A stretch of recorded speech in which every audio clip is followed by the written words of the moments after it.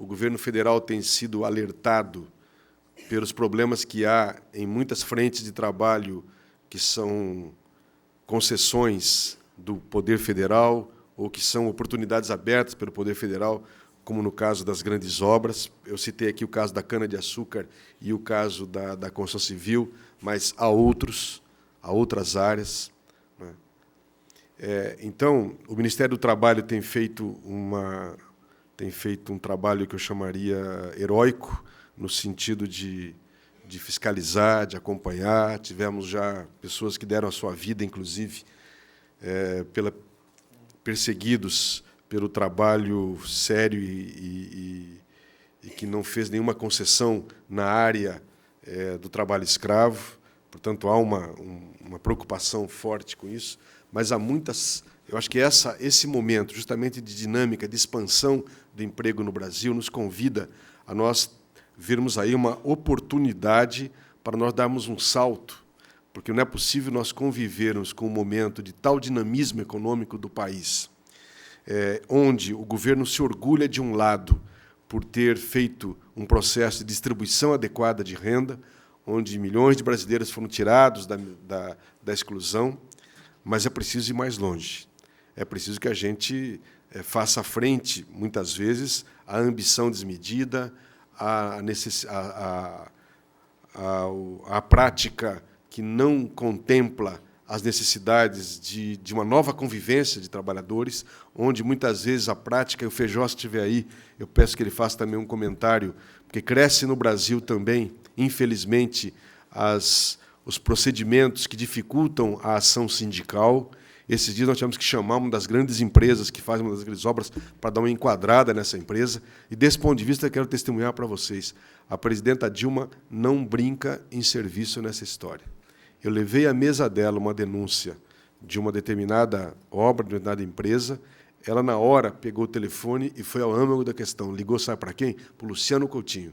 Falou: Luciano, eu não quero um tostão de financiamento para quem não respeita o trabalhador, para quem não aprendeu que o Brasil hoje é outro e que o trabalhador precisa ser respeitado.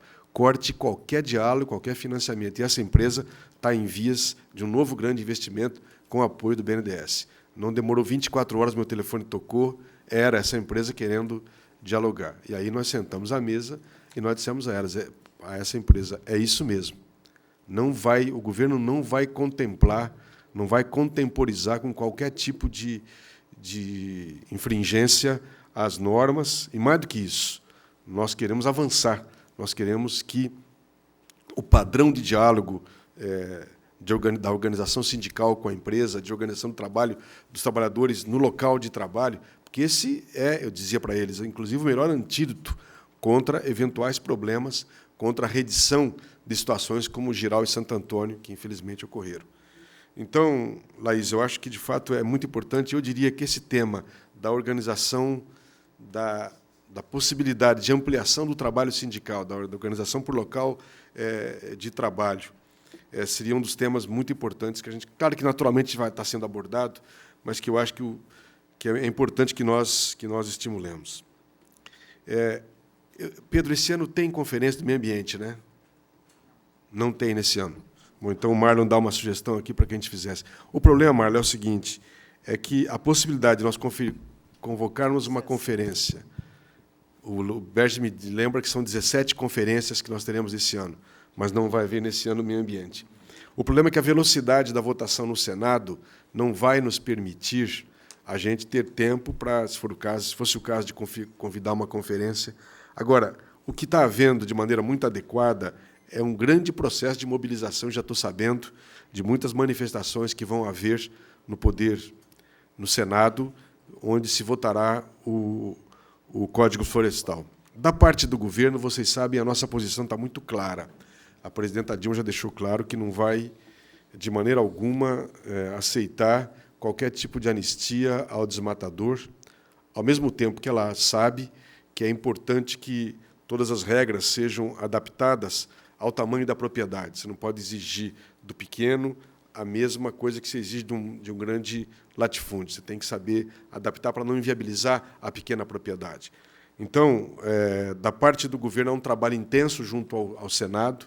a presidenta fez questão de receber uma por uma das bancadas da base do governo no Senado para almoços separados lá no Alvorada. E acho que nós temos que estimular, de fato, não cabe ao governo, naturalmente, estimular os movimentos, mas cabe abrir a possibilidade desse tipo de organização. Eu só lamento que não dá para a gente pensar numa conferência nessas alturas do campeonato. Agradeço a presença da Rosângela, e o Pedro, então, vai falar sobre a questão dos cursos. E, finalmente, antes de passar ao Pedro, louvar esse conselho, esse processo que a Anatel está fazendo, Alô Brasil, de novo mostrando como é possível você ter sensibilidade, você ter práticas que permitam a participação e a manifestação dos cidadãos. Quero ainda lembrar um último episódio que eu não mencionei na minha fala.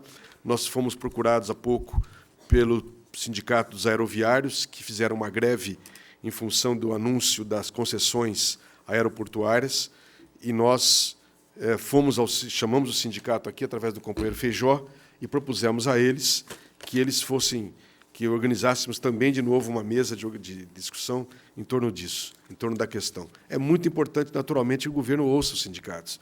São os companheiros do sindicato que estão lá, na prática, trabalhando na Infraero, trabalhando nas empresas, nos aeroportos.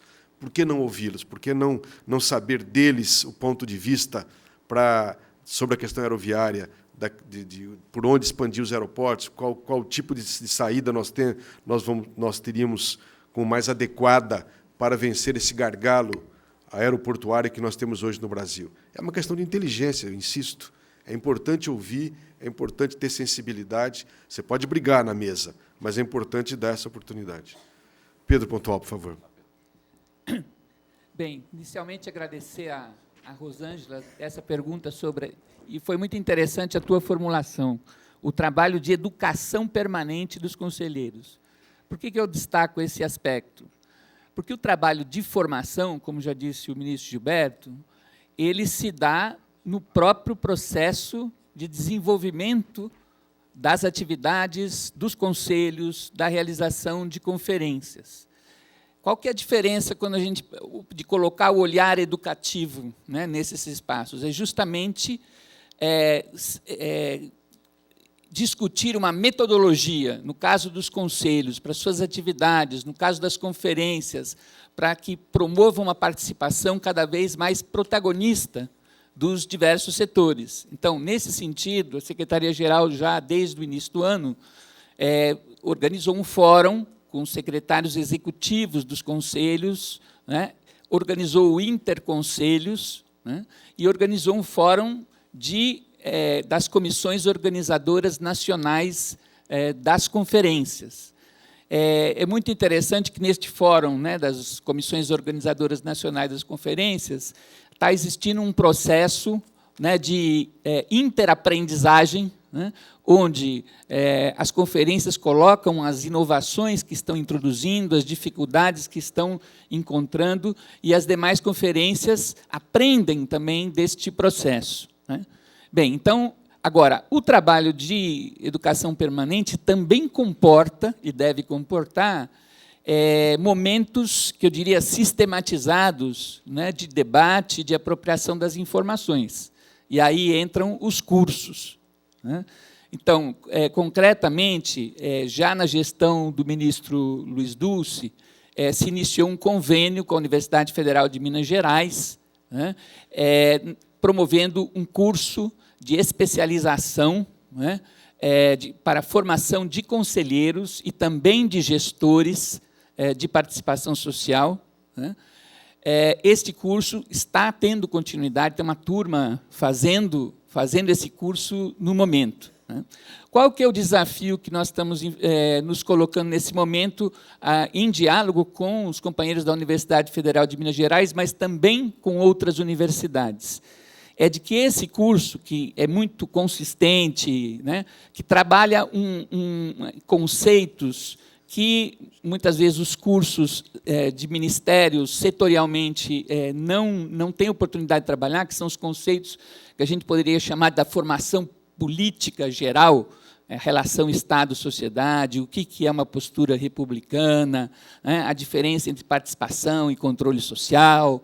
Então, este curso ele está desafiado agora a se traduzir de maneira mais numa perspectiva de educação popular. Por quê? O seu conteúdo ele está elaborado para pessoas que estão no nível de especialização, portanto, já detêm um curso superior, né, são capazes de manejar as práticas de ensino à distância. Agora, como nós queremos fazer as propostas de formação chegarem lá no conselheiro do município, nós temos que traduzir isso numa linguagem que seja mais compreensível e que possibilite o diálogo com aquele conselheiro lá do município ou conselheiro do Estado. Então, nesse sentido, nós, em primeiro lugar, estamos procurando, aí sim, recolher das experiências setoriais que já existem, e a saúde é pioneira nisso, né?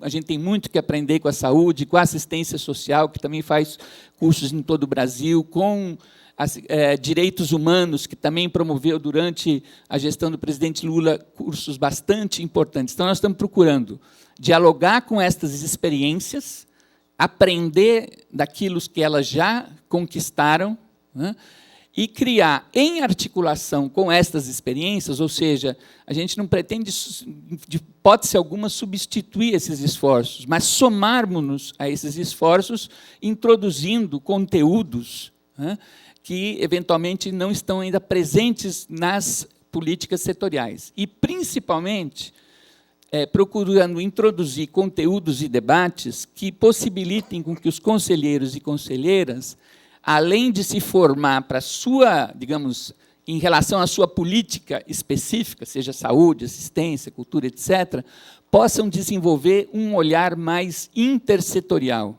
né? Ou seja, possam ter uma compreensão mais geral, né, do projeto de desenvolvimento para o país, do programa de desenvolvimento desse governo, né? Então, nós estamos no momento assim de desenhar isto, né, e pretendemos, em breve, começar a estabelecer convênios para dar início, dar continuidade ao que já está, né, funcionando, portanto, ao curso com a FMG, mas promover outras parcerias com outras universidades, ONGs, para que a gente possa ampliar muito esse esforço de formação. Muito obrigado, Pedro. Pedro é um companheiro que tem uma longa experiência nessa área, e, apesar de estar de cabeça inchada pela derrota do seu Santos pelo Flamengão ontem, mas ele mandou bem aqui hoje. E o Berger que está feliz aqui. Bom, estamos agilizando aqui.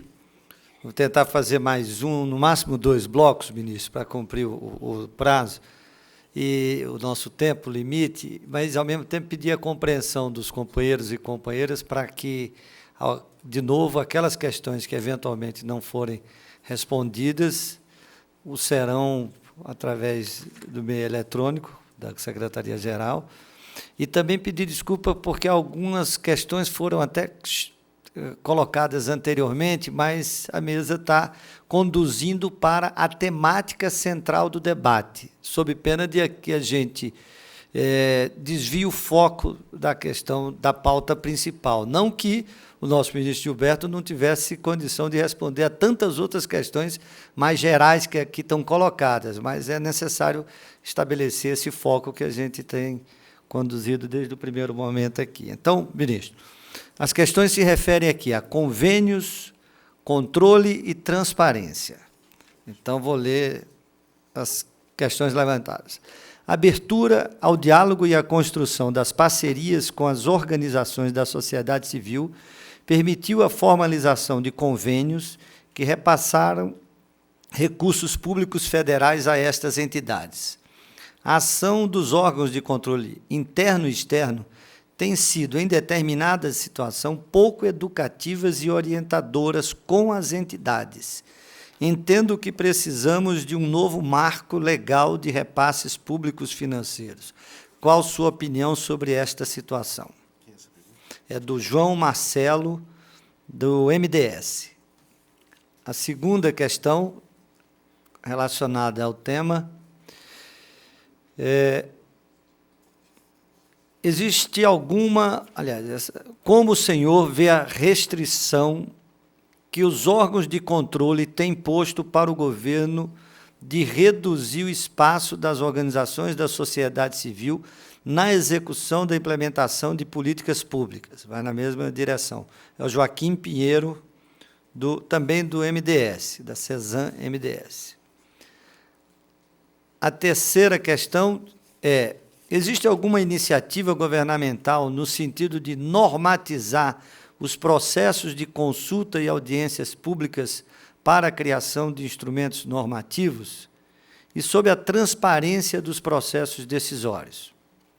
Bom, e eu vou incorporar uma questão na área de comunicação, porque eu acho que o ministro pode, inclusive, tecer comentários sobre isso. Como os instrumentos e veículos de comunicação dos órgãos do governo federal podem contribuir para fortalecer os processos de participação da sociedade. Me parece que isso também pode ser incorporado nessa resposta. É o Flávio, da SECOM. São essas questões. Olha, eu quero agradecer muito todas as questões, mas essas aqui em particular, porque elas me permitem uma abordagem de um tema muito importante, que é exatamente o tema da relação do governo com as entidades com o governo, do ponto de vista da participação dessas entidades na ação social de ponta e o consequente e justo financiamento que elas precisam receber, auferir do poder público para dar conta dessas tarefas. É da tradição brasileira, vocês sabem disso, que grande parte do trabalho social é realizado pela sociedade organizada.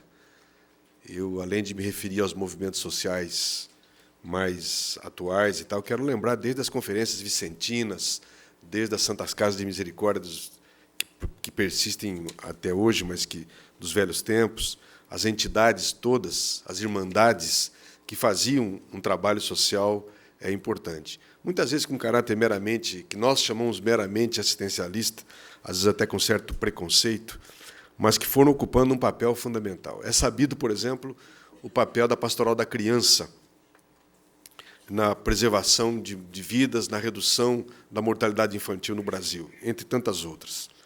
Portanto, eu considero, e aí o João Marcelo e o Joaquim colocam, e não é à toa que eles são do MDS, porque eles devem sentir na pele esse problema, eles colocam uma questão que é crucial, que é, na verdade, a seguinte questão: como tratar o dinheiro público e como permitir que esse dinheiro público, ao ser destinado às entidades para que elas legitimamente realizem um trabalho que o Estado jamais teria condições de realizar, como fazê-lo de maneira adequada, para, de um lado, impedir que o excesso de burocracia, que o excesso de rituais na prestação de contas praticamente inviabilize esse trabalho, e tal forma de fiscalização, tal forma de interposições que façam que as entidades tenham que criar verdadeiros departamentos monstros para poder dar conta, nota por nota, dessa questão, e, ao mesmo tempo, manter uma fiscalização para evitar a picaretagem, que, infelizmente, também graça e cresce nessa área. Nós também, ao lado de tantas entidades beneméritas, nós sabemos também das famosas ONGs e entidades que são criadas para oferir, no fundo, recursos para as próprias pessoas, que são fraudes. Então, o servidor público, o governante, tem que ter um cuidado extremo nessa questão. Até porque, e aí é um grande problema, muitas vezes sobra para o governante as consequências de desmandos praticados lá na ponta por essa ou aquela entidade cujo financiamento ele atestou. A minha irmã, que é ex-ministra do MDS, a Márcia Lopes, sabe bem do que eu estou falando, porque ela até hoje... E aí o sujeito sai, ou a sujeita, no caso, a minha irmã, sai do governo, e o advogado é por conta dela, as multas são por conta dela, então é uma questão cruel, com a qual nós não temos condição de sobreviver. Ao mesmo tempo, é sabido também que as entidades sociais no Brasil viveram durante muito tempo recebendo importantes recursos da ajuda internacional. As grandes ONGs brasileiras que fizeram um trabalho inestimável, sobretudo na questão da redemocratização, da educação para a cidadania e assim por diante, elas eram, em grande parte, mantidas por organismos internacionais que captavam recursos da cidadania dos países da Europa, sobretudo, e dos ministérios de ajuda internacional desses governos, e, em forma de projetos, enviavam recursos ao Brasil. A nossa luta pela redemocratização deve muito, a restauração do movimento sindical deve muito a essa ajuda internacional. Ocorre que essa ajuda praticamente hoje se extingue na medida em que o Brasil, ao se afirmar como um país democrático, ao se colocar como um país economicamente viável, é natural, e assim tem que ser, que essas entidades dirigiram os seus financiamentos, seus apoios para a África, para a Europa de Leste, enfim, para áreas que se colocam hoje com mais carência, maior carência do que nós. E aí surge um problema dramático. Nós temos grandes entidades respeitadíssimas no Brasil que estão à beira da falência ou que passam por enormes dificuldades por não ter um financiamento. E, legitimamente, demandam do governo brasileiro uma posição e uma ação para que elas possam, ao exercer de maneira legítima os seus trabalhos, receberem recursos para esse trabalho. Não é simples, e me lembro que, no meu discurso de posse, eu disse, me comprometia a fazer um trabalho nessa perspectiva. Constituímos na Secretaria-Geral, em processo de interministerial com várias áreas do governo, um grupo que está trabalhando com muito afinco essa questão.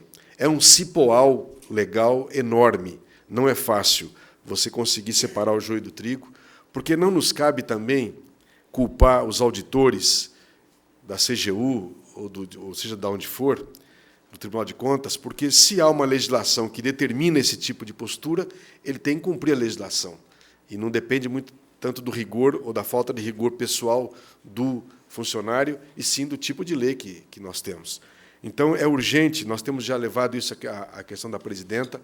Ela, de um lado, fica preocupadíssima com os processos de corrupção e de apropriação indébita, muitas vezes, de recursos públicos. Ela é muito rigorosa, vocês sabem, nessa questão, mas, ao mesmo tempo, ela tem sensibilidade.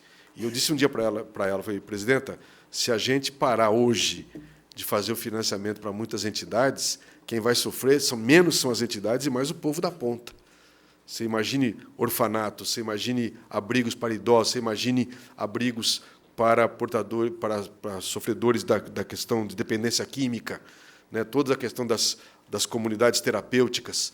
Enfim, aí podíamos aqui citar, assim como também no campo da educação para a cidadania, da organização social. Então, nós estamos trabalhando com muito afinco nisso. A companheira Maria Vitória, que é minha chefe de gabinete, está coordenando esse trabalho, e nós esperamos, em breve, poder ter uma saída, apontar, sem subestimar as dificuldades, mas ter uma segurança estável para essa questão. Vai nessa linha também, embora um pouco na paralela, a preocupação que o presidente Lula tinha quando ele falava na consolidação das leis sociais. No final do governo Lula, preocupado com a continuidade das políticas sociais do seu governo, que o nosso governo e anteriores tinham criado, o presidente Lula almejava que nós pudéssemos transformar em leis, dar estabilidade legal para uma série de iniciativas de políticas sociais que ainda não estavam com o devido respaldo. Esse trabalho acabou sendo interrompido pelo clima eleitoral, mas é justo e necessário que nós retomemos essa questão, porque também, na medida em que você faz uma consolidação das políticas sociais, você pode acoplar nesse processo dispositivos que permitam essa relação das entidades com o governo, com estabilidade, com regularidade, com segurança jurídica e institucional. A questão da... Bom, aqui vai, nessa mesma linha, a questão da normatizar as consultas e audiências públicas. Eu acho que está muito correta essa sugestão colocada aqui. E acho que nós temos que trabalhar também nessa perspectiva. Assim como nós queremos consolidar as leis sociais, é justo que nós pensemos em dar um estatuto de organização com base legal, incluído no marco regulatório, todo esse processo de conferências e de formas de participação para evitar que elas sofram abalos ou negação, processo de negação num eventual governo que não tenha essa visão democrática apurada e consequente. Então, eu acho que eu acolho isso como uma sugestão bastante interessante.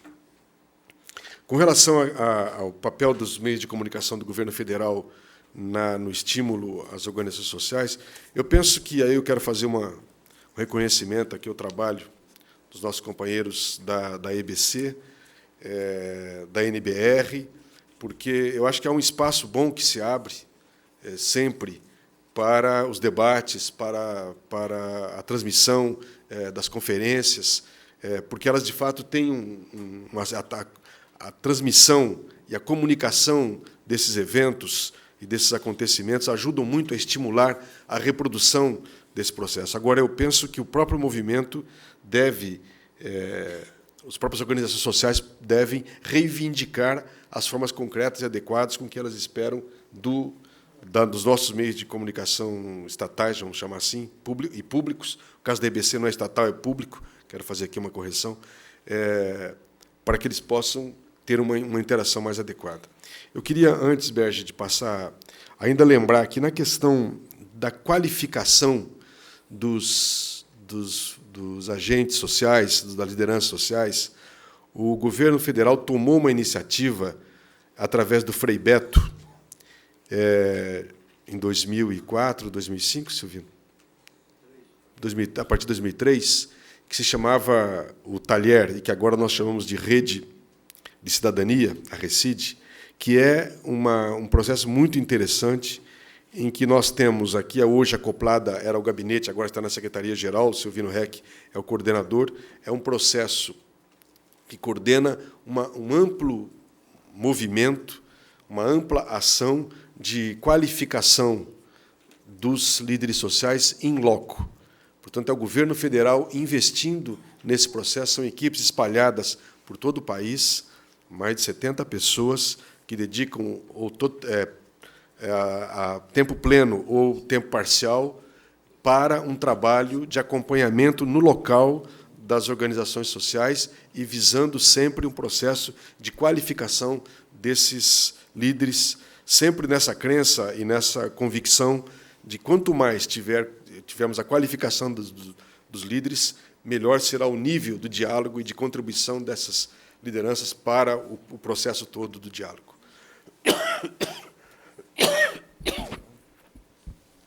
Obrigado, ministro. Bom, companheiros e companheiras, nós estamos chegando no final do nosso debate e eu gostaria de fazer uma consideração de ordem política e técnica. Daqui a mais ou menos 5 minutos, a transmissão pela NBR ela vai deixar de ocorrer porque vai entrar a transmissão direta do sinal com a presidenta Dilma na posse do presidente do Peru, do Ollanta Humala, em torno de 5 minutos. Então, a minha sugestão, mesmo que com prejuízo de algumas outras questões que a gente não deixaria agora, né, não responderia agora, era que a gente fizesse com que o nosso ministro Gilberto Carvalho fizesse as considerações finais em relação ao debate, e, após essas considerações finais, se ainda tivesse algum tempo, a gente ficaria, mas a gente encerraria o fórum como um todo dentro da sua transmissão e no horário previsto que a gente acertou.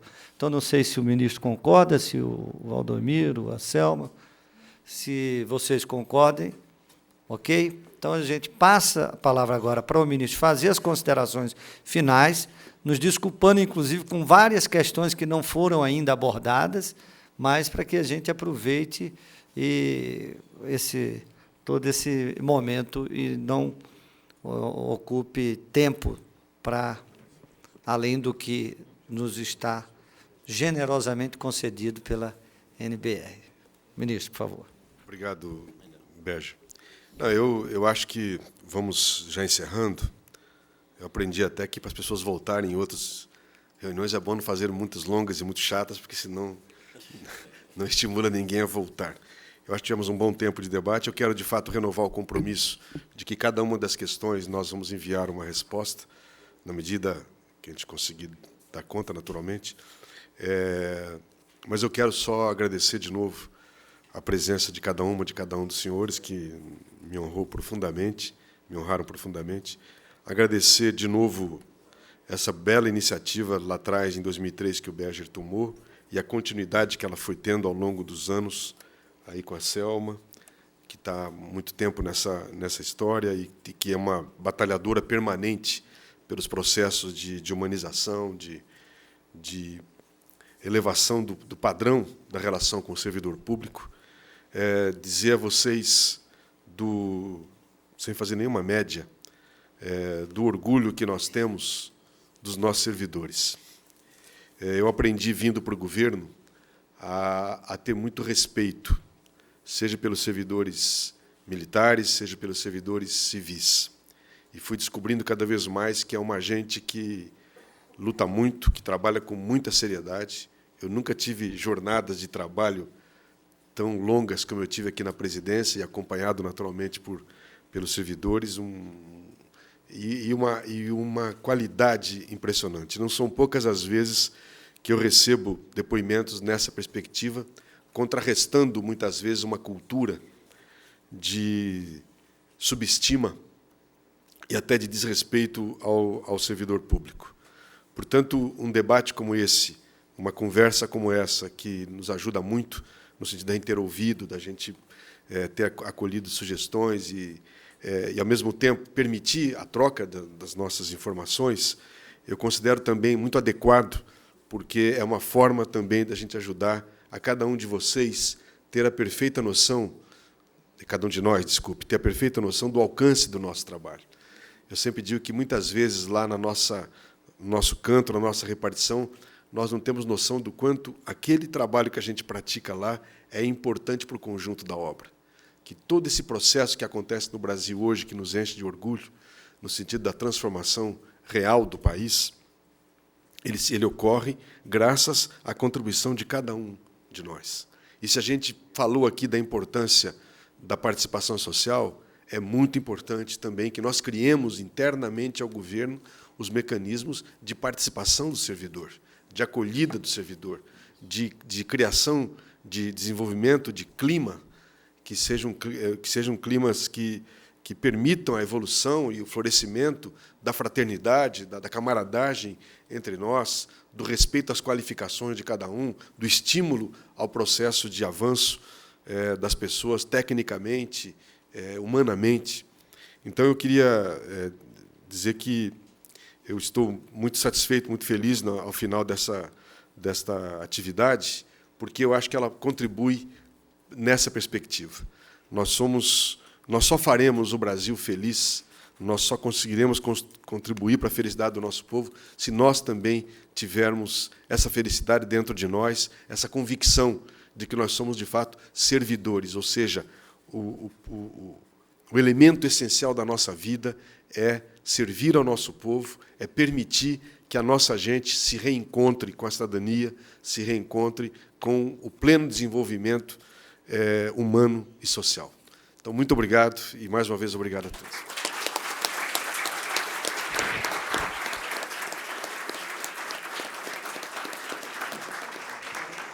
Senhoras e senhores, receberão certificados de participação os servidores da Presidência da República e demais convidados que comparecerem aos eventos sob os seguintes critérios: comparecimento em até 2 fóruns, certificado bronze; comparecimento em até 3 fóruns, certificado prata; comparecimento em até 4 fóruns, certificado ouro.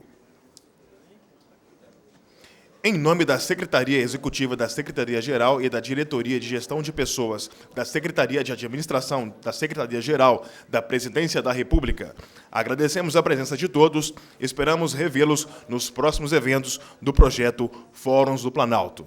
Até lá.